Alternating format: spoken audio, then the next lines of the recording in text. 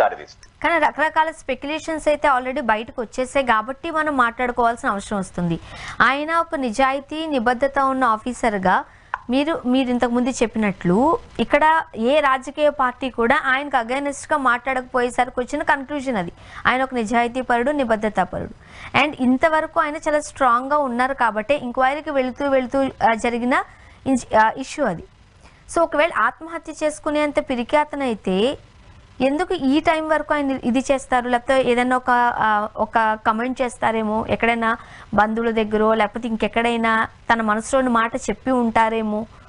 So రకరకాల వార్తలు బయటకు వస్తున్నాయి కదా, ఆ పర్సెప్షన్లో మనం ఆలోచిస్తే. అంటే ఒకటి, ఆయన మరణించని వాస్తవం, రైలు పక్కనే పడిపోయారు, రైల్లో కింద పడిపోయారు, విచారణకు వస్తూ కూడా ఇట్లా జరిగిందని కూడా అంటున్నారు. నా పాయింట్ ఏంటంటే వారు కీలక వ్యక్తిగా దీంట్లో కనిపిస్తున్నాడు.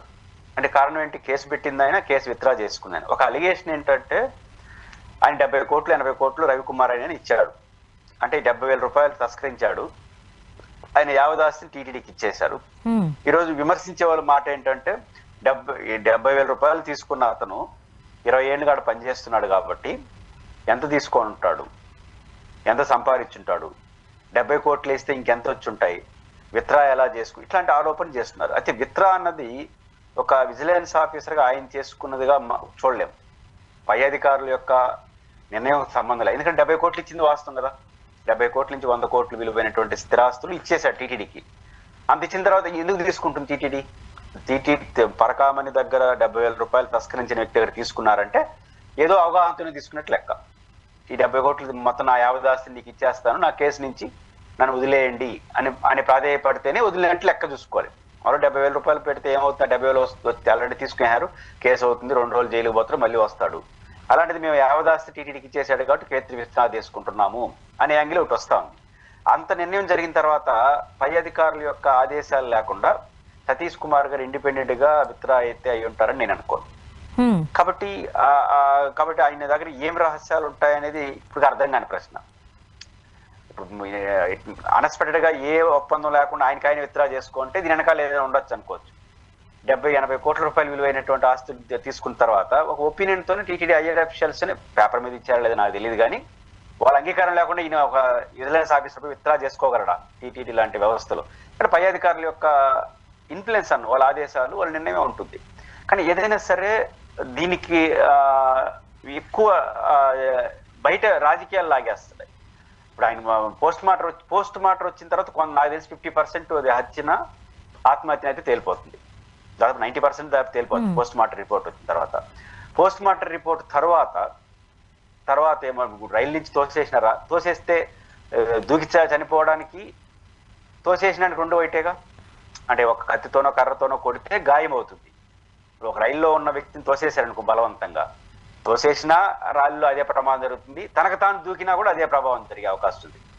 సేమ్ రైల్లో దూకేస్తాడు కాబట్టి. అంటే ఎట్ట తేలుతుందో ఏం తేలుతుందో కానీ ఈ సబ్జెక్ట్ అన్నది ఒక మరణం 2 పార్టీల మధ్య వివాదాలకు దారితీసి కాంప్లికేషన్స్ గా తయారైతే ఉద్యోగస్తుల యొక్క మనోభావాలు, వ్యవస్థల మీద నమ్మకాలు కోల్పోతారు. కాబట్టి పోస్ట్ మార్టం రిపోర్టు వేగంగా విచారణ జరిపి నిజానిజాలు తేల్చాల్సిన అవసరం అయితే ఉంది. ఒకవేళ ట్రైన్లో వెళుతున్నప్పుడు ఎవరైనా తోసేసారే అనుకుందామండి, ఎవరు తోసుంటారంటారు? ఆ అవసరం ఎవరికి వచ్చింది? అదే ఇప్పుడు చర్చ ఏంటంటే తెలుగుదేశం పార్టీ ఆరోపణ ఆయన ఏదో బయట పెట్టేస్తారని వైసీపీ వాళ్ళు చేశారంటారు. తెలుగుదేశం పార్టీ చెప్తున్న ఆర్గ్యుమెంట్ అది. వైసీపీ వాళ్ళు చెప్పేదంటే ఇది అధికారికంగా చేసింది కదా, మేము వైసీపీ గవర్నమెంట్ ఉన్నప్పుడు టీటీడీ చేసిన నిర్ణయం ఇది. సతీష్ కుమార్ గారు అనేది అక్కడ విజిలెన్స్ ఆఫీసర్ కాబట్టి ఆయన సంతకం పెట్టుంటాడు. మేము 70,000 దొరికినటువంటి రవికుమార్ దగ్గర 70 నుంచి 100 కోట్ల రూపాయలు ఆయన యావదాస్తి టీటీడీకి ఇచ్చేస్తే కేసుని విత్డ్రా చేసుకుని ఇది అధికారికంగా చేసింది కదా, దీంట్లో రహస్యం ఉంది. సతీష్ కుమార్ ఏం చెప్పేస్తాడు? అప్పుడున్న సివిఎండ్ఎస్ఓనో, అప్పుడున్న ఈఓనో, అప్పుడున్న అధికారులు మాకు చెప్పారు అంటారు. అయితే కరుణాకర్ రెడ్డి గారు నిజానికి టీటీడీ చైర్మన్ కాదు, అప్పుడు ఆ ఎపిసోడ్ జరిగినప్పుడు టీటీడీ చైర్మన్ కాదు. ఒకవేళ ఆయన గడి చెప్పాడు అనుకున్నాడు, ఆయన గడి దర్జాగా ఈ రోజు ఏం చెప్తున్నాడు? కరుణాకర్ రెడ్డి గారైనా ధర్మారెడ్డి గారైనా మేము అనుకునే చేసామంటారు. అనుకోని మీన్స్ వాడు 70,000తో దొరికినాడు, వాడు యావదాస్తిని టీటీడీకి రాయిచ్చేసినాడు. మహా అంటే ఈ యావదాస్తి జోలికి వెళ్లకుండా ఆ 70,000కి కేసు కట్టుకుంటే 70,000 దొరికినాడు, 2 నెలలు 3 నెలలు జైల్లో ఉంటాడు, మళ్ళీ వచ్చేస్తాడు. వాడికి టీటీడీ ఎంప్లాయీ కూడా కాదు. ఏం సాధించినట్టు? అదే మేము మొత్తం ఎంక్వైరీ చేయడం ద్వారా 70-80 కోట్ల రూపాయలు టీటీడీకి తిరిగి ఆస్తి వచ్చేసింది వాళ్ళ రవికుమార్ నుంచి.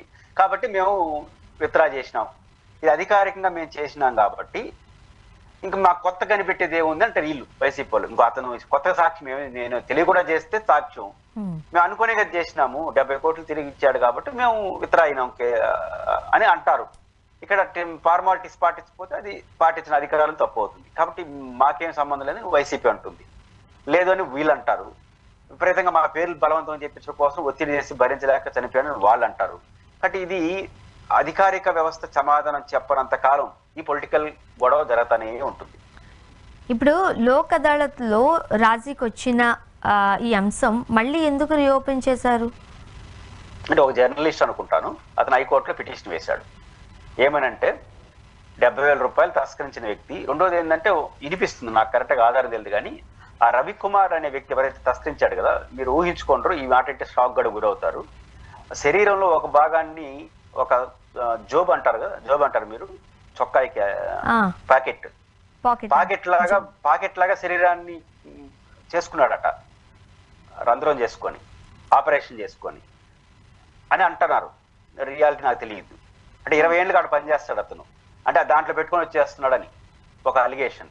అంటే ఆ స్థాయి క్రిమినల్ మెంటాలిటీ కలిగిన వాడు 70,000 తీసుకుని 70 కోట్లు 100 కోట్లు ఇచ్చినాడంటే ఇంకెంత సంపాదించుంటాడు? ఈ మొత్తం ప్రాసెస్ నడిపిన వాళ్ళు వీళ్ళేం చేసినారు? ఇట్లాంటి అలిగేషన్స్ అతను చేస్తున్నాడు. ఎవరు?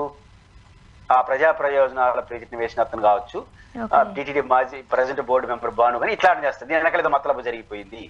రెండోది ఒక జేడీ మాజీ జాయింట్ డైరెక్టర్ సిబిఐ లక్ష్మీనారాయణ గారు ఒక విలువైన పాయింట్ అయితే చెప్పాడు. అదేంటంటే, ఉదాహరణ మీ ఇంట్లో దొంగతనం జరుగుతుంది, మీ ఇంట్లో సెక్యూరిటీ చూసే అతను మీ ఇంటి కింద పనిచేసి, మీ అపార్ట్మెంట్ అనుకోండి, పనిచేసే అతను కంప్లైంట్ చేస్తారు, స్వర్ణ గారి ఇంట్లో దొంగతనం జరిగిందని.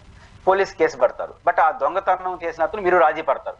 ఒక దశ వచ్చిన తర్వాత కేసు విత్డ్రా ఎవరు చేసుకోవాలి? సెక్యూరిటీ వాళ్ళ మీరా?